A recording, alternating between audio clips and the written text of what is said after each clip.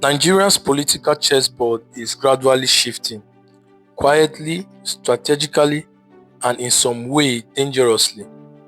A new power doctrine is unfolding from Aso Rock, one crafted by President Bola Ahmed Tinubu, the master tactician of Lagos politics, now extending his influence into the far north. We will look at the moves, the maneuvers, and the silent political war many believe Tinubu is waging to weaken northern political strongholds and cement his dominance over Nigeria's current political landscape. For decades, political power in Nigeria has traditionally rotated, but with Tinubu's ascent, a new pattern is already emerging. A lot of people argue that the president's first mission was to consolidate what many call the Southwestern strategy, which is securing economic power blocks, controlling party machinery, and placing loyalists in key national positions. But to truly dominate presidential politics, Tinubu must neutralize the one region capable of challenging him, which is the North. And that is where the story gets interesting. From Kaduna to Kano, from Sokoto to Katsina, the North has always been a political giant. But under Tinubu's administration, we are witnessing a strategic reduction of influence among traditional northern heavyweights. How? By fragmenting northern political unity. Now, Tinubu did this by empowering certain factions while sidelining others. His treatment of El-Rufai is a classical example of how he intends to dominate by sidelining figures who seem to be popular and able to mobilize others. Elders who once commanded respect are losing their grip. Regional blocs are no longer speaking with one voice. Imagine young politicians from the north and being courted directly by the presidency. A divided north is a weaker north. Number 2, Tinubu is neutralizing potential 2027 threats. Now, names like Atiku Abubakar, Rabiu Musa Kwankwaso, Aminu Tambuwal, and El-Rufai were once considered immovable forces in the north. But today, each faces a form of political calculation that reduces their national relevance. Is it coincidence or is it strategy? Number 3, Tinubu is controlling the party structure. At the center of Tinubu's power in the APC, both the northern wing of the party once held immense influence. Not anymore. Tinubu team has installed loyal chairmen, shaped primary rules, secured Southwest-friendly delegates, and dismantled former northern supremacy inside the party machinery. This means one thing: no northern politician can rise within the APC without passing through Tinubu's gates. A silent coup executed through political engineering, not force. His removal of the former APC chairman Abdullahi Ganduje as the APC chairman was not coincidental, but an intentional move to neutralize the northern dominance in affairs of the APC.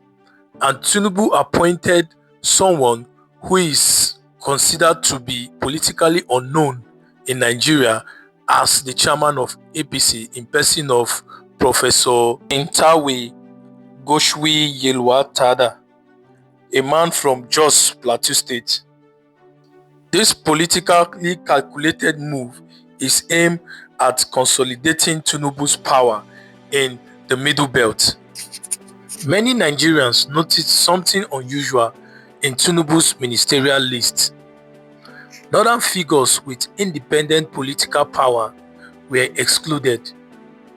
Technocrats and loyalists with no political base were included. Regions expected to get powerful ministries received symbolic roles instead. This is deliberate. A minister without a political base cannot challenge the president. A governor starved of federal leverage cannot build a national movement. And a senator denied patronage cannot mobilize convention delegates. Tinubu's message is clear. Power is not inherited. Power will be handed to those loyal to my structure, not your region. For decades, the North relied heavily on federal subsidies and patronage network. Tinubu masterminded removing fuel subsidy and adjusting agricultural intervention funds, which weakens these networks dramatically. The elites in the North lose influence. The governors lose grip. Local political structures crumble, but Tinubu steps in as the new provider through federal grants, special intervention programs, palliatives, and direct poverty programs. A massive rebranding is underway. Tinubu, not northern elites, becomes the new benefactor of the North. This shifts loyalty from traditional leaders to the presidency. More so, President Bola Ahmed Tinubu has been mobilizing the South to fully support him and back his 2027 presidential ambition. And this is evidenced by a lot of defections to the PDP, to the APC lately. The South, once considered firmly divided between PDP, Labour Party, and strong regional interests, is witnessing something that is very unprecedented. Local lawmakers are crossing over quietly. Influential political godfathers are renegotiating alliances with the presidency. Governors are repositioning to protect their political survival. The most recent of such incidents is the decamping of Rivers State Governor Sim Fubara from PDP to APC in order to support President Bola Ahmed Tinubu's presidential ambition in 2027. Having a strong southern base gives him a better political outlook. And in the past, the North thrive because they create division in the South and leverage on that to become powerful or to become president. But now, President Bola Ahmed Tinubu is putting a stop to that by rallying support from the southern base and leveraging his power blocks in the middle belt. This is no accident at all. It is a calculated southern realignment engineered by President Bola Ahmed Tinubu. Tinubu's greatest fear is not the South, not the East, not the minority parties. His fears is a united northern coalition with a single candidate and a single party structure. Because historically, when the North unites, the North wins. When the North fragments, the South thrives. So Tinubu's strategy is simple. Prevent northern unity. Prevent a mega opposition bloc. Prevent a single northern candidate. Which brings us to the most dramatic twist in Nigerian politics right now. The Northern Counter Plan, the ADC project. The ADC, a party once considered minor, is suddenly experiencing unusual interest from northern political actors. But why? Because the ADC offers something the PDP and APC no longer guarantee. A neutral platform not controlled by Tinubu. A structure open enough for new power blocks. A national spread without Lagos-style political dominance. Northern politicians, especially those feeling cornered, see the APC as one, a backup vehicle for 2027, a clean-up platform for Kwankwaso factions, Atiku strategists, sardine northern governors, and powerful business interests. A party Tinubu cannot infiltrate easily. Unlike APC or PDP, ADC's internal structures are not tied to Lagos, Abuja, or old oligarchs. It is a potential coalition hub. There's quite talk of merging northern youth movements, Islamic clerical influence networks, and displaced PDP blocs, all under the ADC banner. The ADC is a strategic bargaining tool. Even if the North doesn't run ADC as its main party, the threat of using it forces APC and PDP into negotiations. Now, the reason why Tinubu is also scared of Northern coalition is the possibility of presenting a united Northern candidate by the ADC. Someone who is younger, someone untainted, and someone with mass appeal. Tinubu sees this and is watching closely because the ADC could become North's secret weapon.